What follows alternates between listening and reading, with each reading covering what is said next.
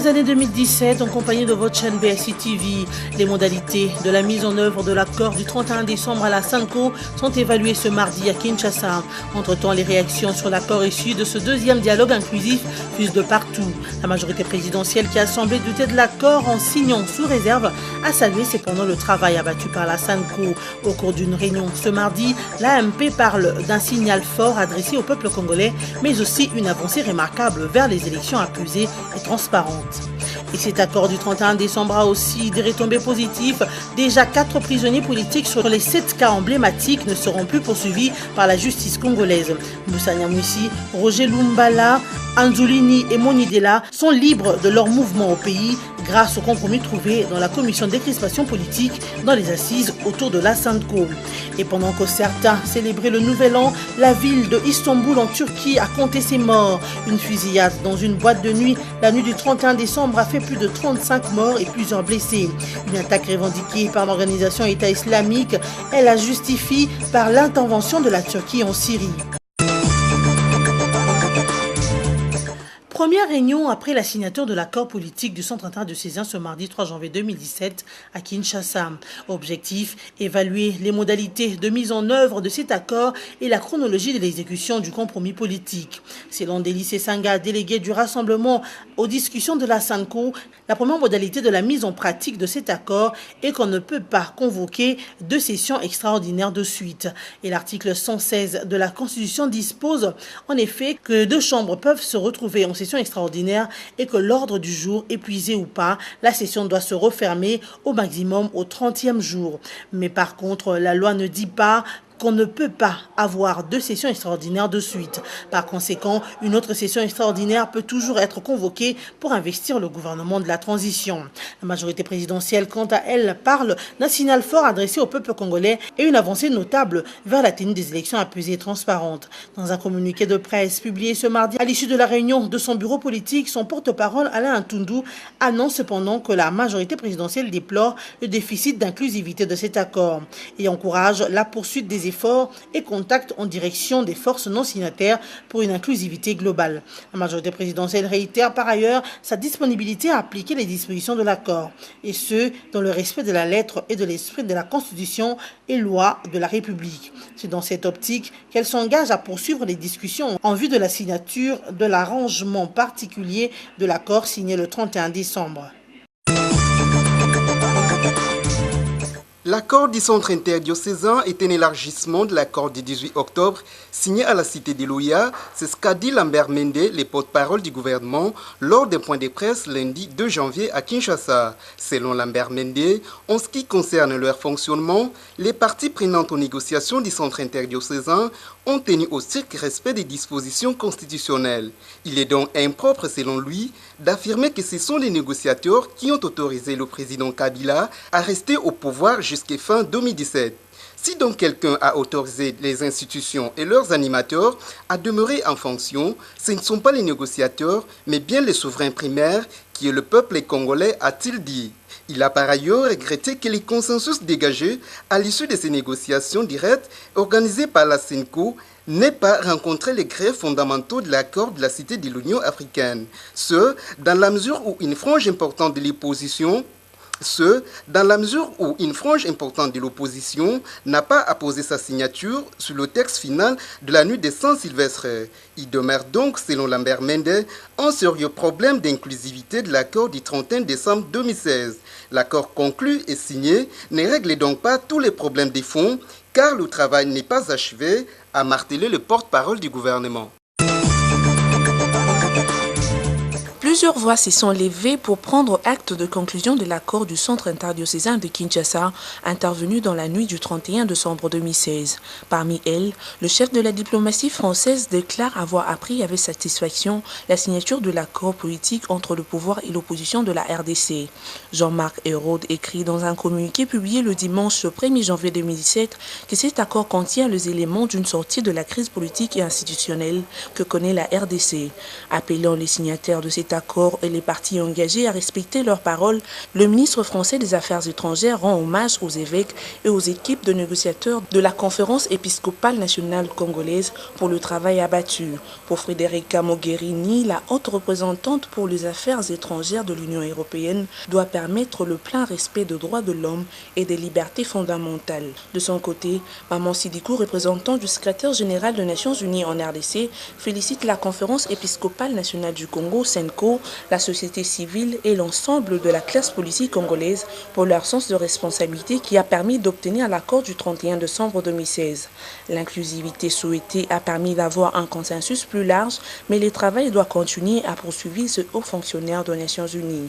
Maman Sidikou a par ailleurs ajouté que la mise à jour du fichier électoral doit se poursuivre avec le soutien logistique et technique de la MONUSCO. Les acteurs politiques et la population devront donc s'engager résolument à créer un climat favorable aux élections libres, justes et crédibles, a conclu le patron de la MONUSCO.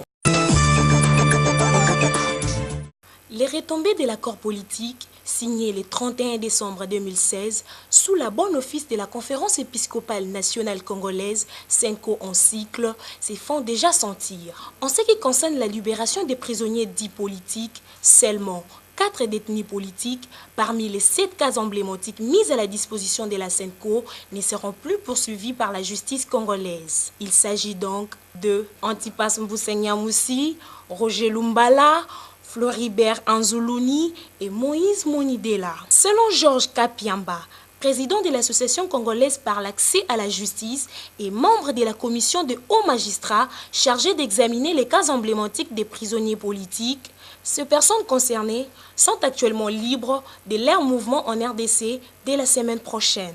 Le président de la CAJ a aussi ajouté que l'annonce des 4 cas déjà traités parmi les 7 a été faite par le ministre de la Justice au dialogue.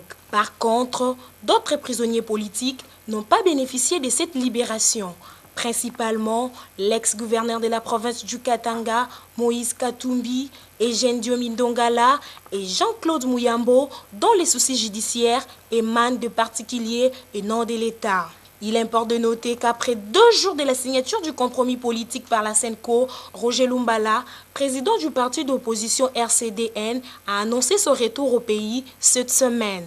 Rappelons que l'opposant était accusé d'avoir participé à une insurrection armée, des suites de laquelle ce dernier a été contraint de vivre à l'étranger depuis plusieurs années, fuyant la justice congolaise. En outre, Roger Lumbala s'est dit satisfait et content que la majorité élargie de l'opposition et les autres se soient penchés sur son cas afin qu'il soit finalement amnistié. Après Lubumbashi dans la province du Haut-Katanga et Kolwezi dans le Lualaba, c'est le tour de la ville de Butembo, une ville située à environ 350 km au nord de Goma dans le nord Kivu, où la Commission électorale nationale indépendante, CENI, a lancé les dimanches derniers les opérations d'identification et d'enrôlement des électeurs. 300 000 électeurs sont attendus dans 36 centres, dont 4 sont déjà opérationnels à travers les 4 communes de la ville, indique la chef du centre de la CENI à Butembo, Georgette Kibendeloa. Celle-ci appelle également le milicien à déposer les armes et à ne pas perturber les opérations d'enrôlement afin de garantir la sécurité des centres d'inscription tout en invitant les jeunes de 16 et 17 ans à s'enrôler massivement. Les sources concordantes de la CENI annoncent pour ce mardi les débuts des opérations d'identification et d'enrôlement des électeurs dans la ville de Beni en province du Nord Kivu. Une fusillade dans une boîte de nuit à Istanbul dans la nuit du samedi au dimanche 1er janvier a fait au moins 39 morts et une 60aine de blessés. Cette attaque a été revendiquée le lundi dernier par l'organisation État islamique qui estime que la Turquie s'est doublement exposée en intervenant en Syrie. Une situation qui met en but la Turquie à la fois à l'organisation djihadiste et aux milices kurdes du PID. La Turquie s'est donc exposée à un double péril. Le premier, celui des attentats perpétrés sur son sol par l'organisation État islamique, notamment celui de ce week-end. Le second péril, par contre, est constitué des représailles du PKK et de la rébellion kurde de Turquie actuellement en guerre contre Ankara. Pour rappel, Plusieurs personnes célébraient le réveillon du Nouvel An lorsqu'un homme armé d'un fusil d'assaut a ouvert le feu sur la foule, mitraillant les personnes de façon aveugle. Quelques jours avant, les autorités turques ont annoncé avoir déployé 17 policiers dans Istanbul pour encadrer les festivités du Nouvel An. Mais ces précautions n'ont pas suffi pour prévenir cette ultime attaque meurtrière qu'a connue le pays. Ce journal a été dominé par l'actualité autour de la SENCO, dont voici le rappel de titre. Les modalités de la mise en œuvre de l'accord du 31 décembre à la SENCO sont évaluées ce mardi à Kinshasa. Entre-temps, les réactions sur l'accord issu de ce deuxième dialogue inclusif fusent de partout.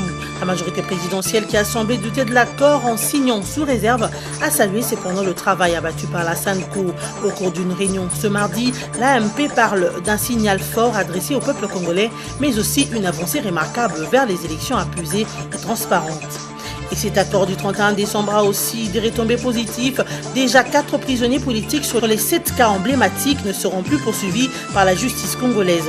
Moussa Nyamwisi, Roger Lumbala, Anzulini et Monidela sont libres de leur mouvement au pays grâce au compromis trouvé dans la commission décrispation politique dans les assises autour de la SENCO.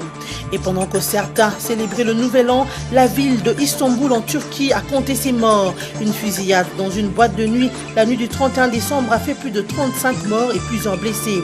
Une attaque revendiquée par l'organisation État islamique, elle la justifie par l'intervention de la Turquie en Syrie. C'en est fini pour ce soir. BSTV vous remercie et vous assure le meilleur en cette nouvelle année.